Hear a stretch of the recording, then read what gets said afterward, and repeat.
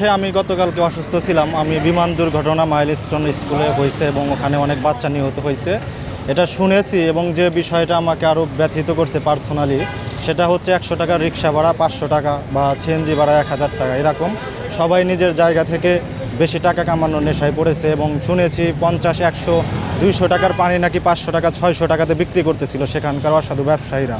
একদিকে মানুষ মারা যাচ্ছে, মৃত্যুর মিছিল হচ্ছে, অন্যদিকে মানুষ ব্যবসায় মেতে উঠেছে। এটা দেখে আমি অনেক ব্যথিত হয়েছি এবং আমি গতকাল অসুস্থ থাকার কারণে আসতে পারি নাই। আমি আজকে চলে আসছি যে স্বজন যারা মাইলস্টোন স্কুলের বাচ্চাদের যারা হচ্ছে স্বজনরা আছেন আহত হয়েছে তাদেরকে ফ্রি সার্ভিস দেওয়ার জন্য আমি আজকে চলে আসছি এখানে। আমার পরিচয়, আমি সরকারি দিদমের কলেজের মাস্টার্সের স্টুডেন্ট। আর এখানে যারা অসুস্থ হয়েছে তাদের ঢাকা মানে যাদের স্বজন আছে এখানে দেখতে আসতেছে, অনেকে নিয়ে আসতেছে। তো তাদের ঢাকা শহর তো যানজটের শহর আর কি, তো বাইকে করে আর কি আমরা তাদের যাতায়াত ব্যবস্থা করতেছি আর কি। মানে এখানকার বেশিরভাগ মানুষজনই উত্তরার, তো উত্তরা টু এইখানে আসতে অনেক মানে যানজটের একটা সম্মুখীন হয়। যদিও মেট্রো রেল থাকে তাও সবাই আসতে পারে না, তো সেই ক্ষেত্রে আমরা মানে ফ্রেন্ডরা মিলে এই উদ্যোগটা নিয়েছি আর কি।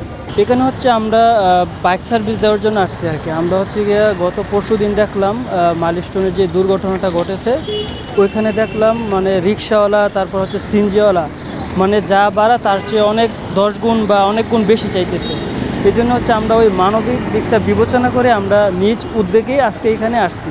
আমরা হচ্ছে 3 ফ্রেন্ড আসছি আর কি, আমরা 3 জন একসাথে থাকি, 3 জন আসছি। এটা যারা গত পরশুদিন বিমান দুর্ঘটনায় যারা মারা গিয়েছে ছাত্ররা বা আহত ছাত্ররা আছে তাদের পরিবারের জন্য ফ্রি সহায়তা দিচ্ছি যুবদলের পক্ষ থেকে। আমি এখানে ফোন নাম্বার দিয়ে দিয়েছি, যাদের যতদিন প্রয়োজন মনে হয় হসপিটালে আসা যাওয়ার ক্ষেত্রে ততদিনই চলবে। এটা আপাতত এখন মাইলস্টোন কলেজের শিক্ষার্থীদের গার্ডিয়ানদের জন্য। এখন যদি অন্য কেউ প্রয়োজন মনে করে যে আর্থিক সমস্যা আছে উনি আমাকে ফোন দিতে পারে, কোনো সমস্যা নেই।